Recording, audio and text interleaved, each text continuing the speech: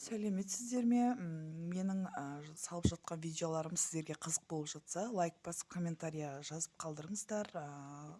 Каналыма тіркелуді ұмытпаңыздар. Мен бүгінгі ашайын деп отырған тақырыбым күйеуім қайтып келе ме, күйеуіме қайта қосыламыз ба деген сияқты бір тақырып алайын деп отырмын. Жаңағыдай айырылысып кеткен, екіге кеткен бір келіншектер бар болады ғой өмірде, күйеуіне қайта қосылғысы келетін, сондай келіншектерге ашқым келіп отыр. Осыдан бір 3 күн бұрын видео салған тұғым. Акция деп, бүгін бітті. Акция 3 күн болды қатарынан, 5-і, 6-сы, 7-сі күні өтіп кетті. Енді сіздерге акция қашан болатын әлі белгісіз. Сондықтан менің акциям аяқталды бүгін. Енді қайта тақырыбымызға оралайық. Күйеуіме қайтып қосылғым келеді деген келіншектерге ашайын деп отырмын. Ары қарай қосыласыздар ма, жоқ әлде бәрін осы күйінде қалдырасыздар ма деген сияқты. Өздеріңізде жаңағыдай ойлар мазалап жатса, соған ашайын деп отырмын. Өйткені маған бір комментария жазыпты, бұрынғы күйеуіме қайта қосылам ба деген. Осы тақырыпты ашай алдым. Осы тақырыпты алып, қазір ашайын деп отырмын. Олай болса бастайық. Күйеуіме қайта қосылам ба? Егерде бұл общий расклад, егерде сіздерге бұл расклад сәйкес келмесе мүлдем, онда бұл сіздің раскладыңыз емес. Егерде сәйкес келсе, онда ол сіздің раскладыңыз. Қайта қосылам ба деген тақырып күйеуіме.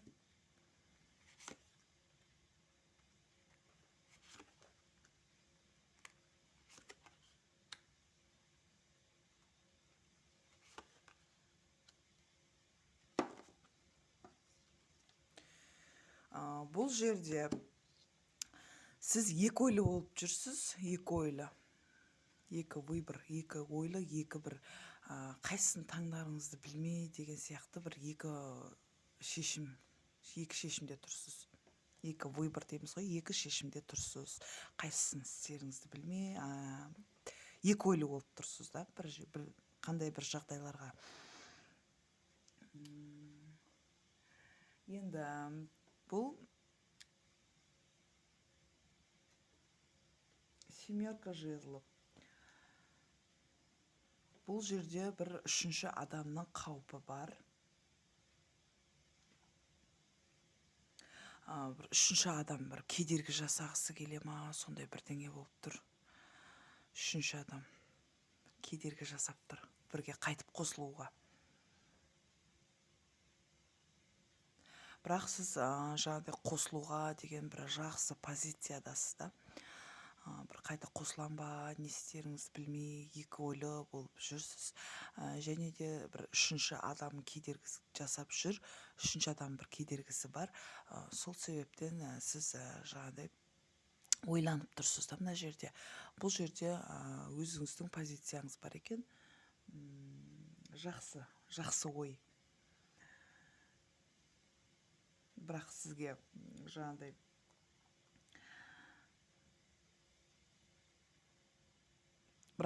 ештеңе болмайды. Үшінші адамның кедергісі деп тұрмын ғой, бірақ сізге ештеңе болмайды. Бір жұмысыңызда бір өсек, сондай сіздің артыңыздан бір өсек, сондай болып тұр қазіргі уақытта.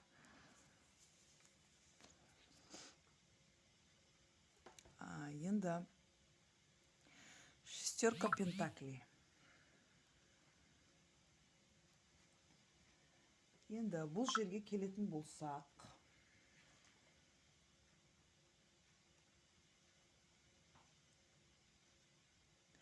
бір сізге бір көмек па, бір сыйлық па, сондай бергелі тұр. Болмаса жаңағыдай біреуге сыйлық жасау, болмаса сізге сыйлық жасау, бір сондай бір жаңағыдай сыйлықтың алмасуы болып тұр бұл жерде. Бұл жерде материалдық көмек, сыйлықтар, сондай өзара қарым-қатынасты қолдау, сондай сияқты болып тұр бұл жерде. Және жезлов, паж жезлов. Бұл дегеніміз қандай бір нәрсеге, және де күйеуіңізбен қосылуға бір әрекет жасау болып тұр сіздің ойыңыз. Жаңағыдай бұл жерде шестерка мечей. Бұл жерде қай жерге бара жатқаныңызды сіз білмейсіз. Сізді мына қарғалар ап бара жатқан сияқты, бірақ сіз қай жолмен жүруді білмей тұрсыз. Екі ойлы болып тұрған себебі сол. Бұл жерде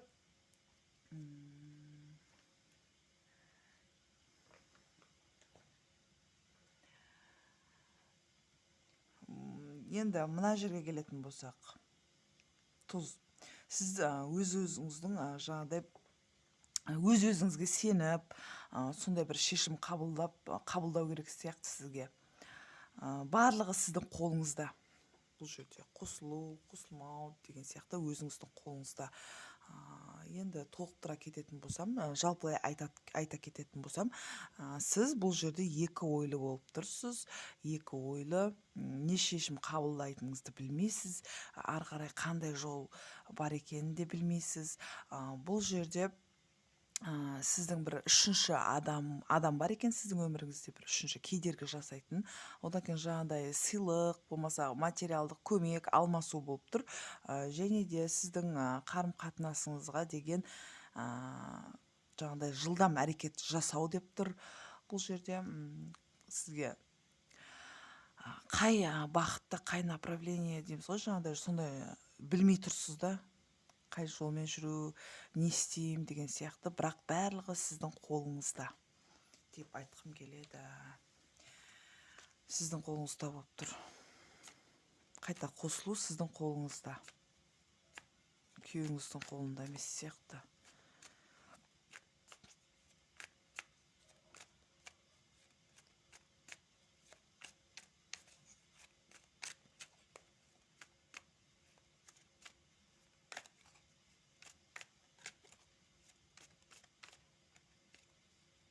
Енді күйеуім мен туралы не ойлайды, мен ойына ала ма, мен ойлай ма деген сияқты тақырып алайықшы, қосымша.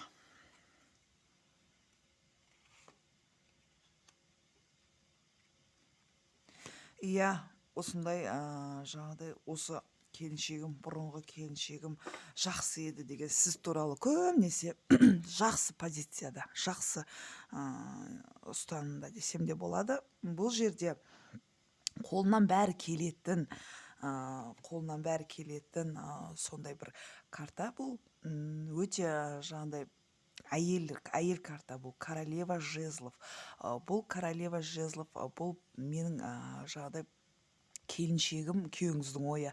Менің келіншегім өте жақсы, бәрі қолынан келетін сондай жан еді деп есіне алады.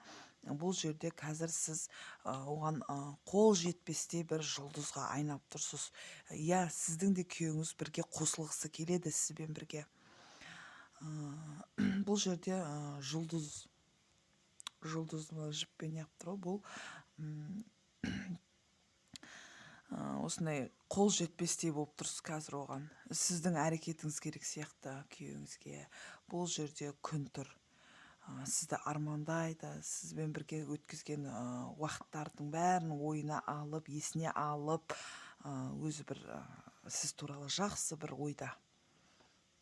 Иә, сіз сағынады екен, жақсы көреді десем де болады. Барлығы сіздің қолыңызда, барлығы.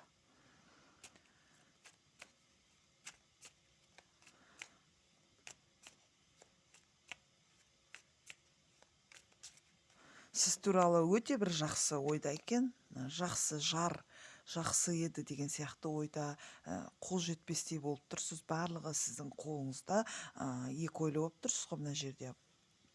бұл жаңағыдай сіз шешім қабылдау керексіз бұл жерде. Жігіт емес, күйеуіңіз емес. Сізге әрекет жаса деп тұр мына жерде. Сізге әрекет жаса, қарым-қатынасты қайтадан қалпына келтіру, жаңағыдай отбасыны қайта бару деген сияқты бір сіздің қолыңызда болып тұр. Бірақ сіз не істеріңізді білмей тұрсыз, бірақ сіздің қолыңызда деп тұр барлығы.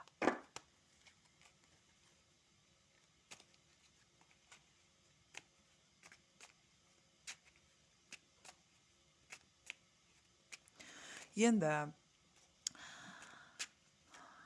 күйеумен бірге тұра алам ба деген ой келді маған. Күйеумен бірге тұра алам ба? Қосылған жағдайда да бірге тұрған жағдайда сол бірге тұра алам ба? Қайттан бір ұрыс, жаңағыдай келіспеушілік сондай болып қалмай ма арада? Қайта бірге тұра алам ба күйеумен деген тақырыпта ашып көрейік.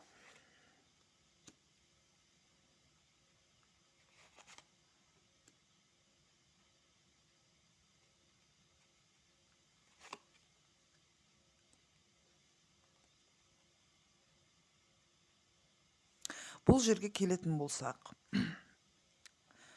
страшный суд. Бұл дегеніміз өзіңіздің жан тәніңізбен беріліп, сондай күйеуіңізбен шынайы болып, барлық сырды өткен кеткенді айтып, сондай бір қарым-қатынасқа болуыңыз мүмкін. Бірақ өмір болғандықтан бір өмірдің жаңағыдай қисын жолдары көп қой. Сол себептен жаңағыдай ыдыс-аяқ сылдырламай тұрмайды. Қанша жерден бір жақсы отбасы құрайын десең де бір әйтеуір нәрсе болып тұрады ғой. Сол себептен бір келіспеушілік сондайлар орын алуы мүмкін. Бірақ сіз бәрін жеңесіз, сіз өте сондай жаңағыдай жақсы, женственный дейміз жаңағыдай. Барлық жағынан үлгеріп тұрсаңыз, сізде бәрі жақсы болады деген сөз.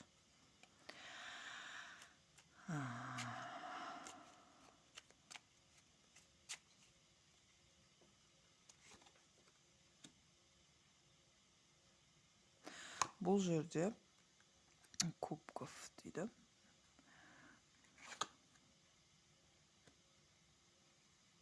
Не ексең, соны орасың деген сөз ғой. Бұл ақша мәселесіне келгенде, ақша күту, қаржы мәселесінен бір келіспеушіліктер болуы мүмкін.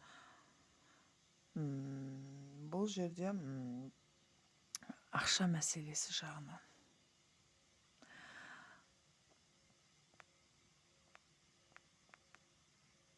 Ақша мәселесі жағынан болып тұр. Ақша мәселесі жағынан да бір келіспеушіліктер сондай орын алуы мүмкін.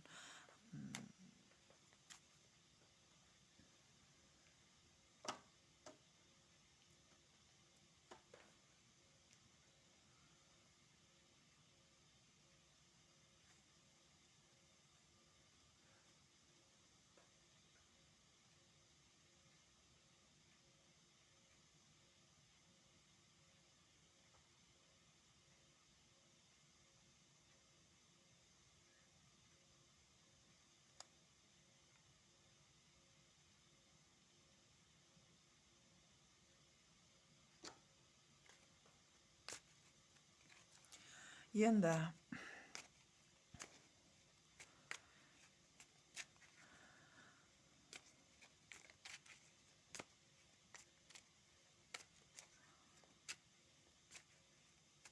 нақты бір сұрақ қойықшы. Күйеуіммен қайтып қосылам ба дегенге оралайықшы. Күйеуіммен қайтып оралам ба? Ол белгілі бәрібір бірге тұрғандықтан отбасылық жағдайда бір әйтеуір бір келіспеушіліктер болады ғой. Сондықтан мен қайтып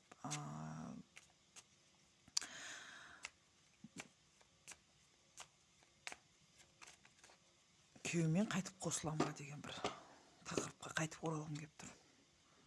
Күйеуіммен қайтып қосыламын ба?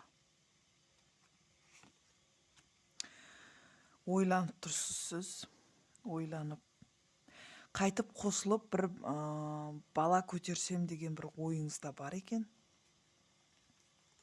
Бала көтеріп ары қарай даму деген сияқты бәрі жақсы болатын шығар деген бір ойыңыз бар. Ұмытпағансыз.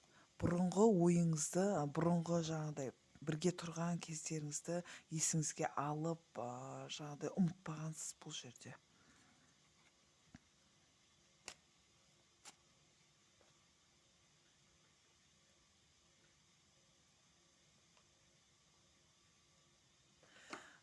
Сіз күйеуіңізден бас тартып, жаңа нәрсе бастауға дайын болмағансыз негізі. Сізге күйеуіңізді қайта бағалау қажет. Және де осы мүмкіндікті жіберіп алмаңыз дегім келеді. Мына жерге келетін болсақ, 8 чаша. Бұл бас тарту, бір ауыр жүкпен кету деген сияқты. Сіз кеткес, бірақ ұмыта алмайсыз күйеуіңізді. Бір саналы түрде бір өзіңізге бір қимай қоштасқасыз да, соны ұмыта алмайсыз сіз. Сіз қайтып бағалау керек күйеуіңізді, қайтып бару керек деген сияқты болып тұр ғой. Бұл жерде арканы. Қайтып қосылсаңыз бәрі жақсы болады деген. Бәрі жақсы болады.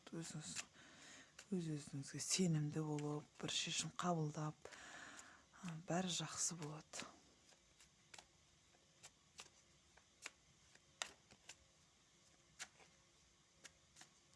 Сіз қимай қоштасқан сияқтысыз ғой күйеуіңізбен. Сол себептен мына жерде бір ауыр жүкпен кетіп бара жатқан сияқтысыз да. Жаңағыдай физический жүк емес, жаңағыдай өзіңіздің неңізде да, жан дүниеңізде да, бір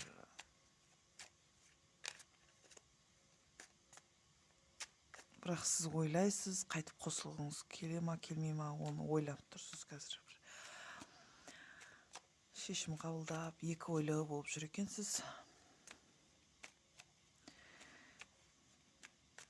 Қайтып қосылуға барлығы сіздің қолыңызда сияқты, осының барлығы. Күйеуіңіз де сіз туралы жақсы ойда. Иә, сыйла дейді. Бұл сіздің қолыңызда, өз жүрегіңізге сеніп, мына жерде бір мойнына бір жүрек тағып алған ғой мынау қыз. Бұл жерде сыйла деген карта, бұл күш деген.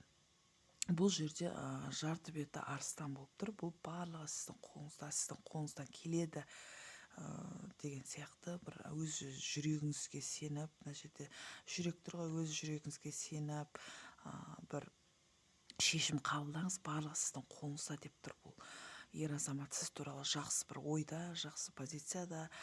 Мына жерге келетін болсақ, күйеуіңізді қайтып көрсетейінші, барлығы сіздің қолыңызда болып тұр бұл жерде. Иә, сіз туралы жақсы ойлайды, жақсы бір жақсы ойда. Қол жетпейтін бір жұлдызға айналып тұрсыз қазір оған. Сізді ойлайды, жақсы көреді, сізді қимастық бар күйеуіңізге деген. Күйеуіңіз сізге келгенде. Бұл жерге келетін болсақ, бұрынғы жақсы бір өткен бір сезімдер, өткен шақ, соның бәрін елестетіп сізді ойлайды. Бір күн сияқты болып тұрсыз да оған қазір күйеуіңізге. Бір айырылып қалдым ғой деген сияқты. Бұл негізі жұлдызда бір уайым, бір қол жетпес, сондай уайым болып тұрсыз да оған. Бұл жерге келетін болсақ, күн деген негізі жақсы ой. Мына жерге келетін болсақ, бір жақсы күйеуіңізбен қайта оралып, күйеуіңізге қайта барып, мына жерде бір екі ойлы болып тұрсыз күйеуіңізге деген. Бұл күйеуіңізді қадірлеңіз, күйеуіңіз барлығы өзіңіздің қолыңызда деген сияқты болып тұр. Мына жерге келетін болсақ, бұл жерде бір жақсы даму деген сияқты нәрсе, ғаламшар бұл даму, мынаның иығында бір кішкене балықтар бар, бұл дегеніміз өсу, даму деген сияқты карта. Бұл императрица. Жаңағыдай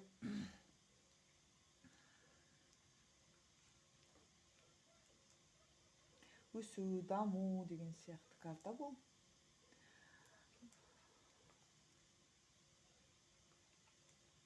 Өте жақсы ойда сіздің күйеуіңіз.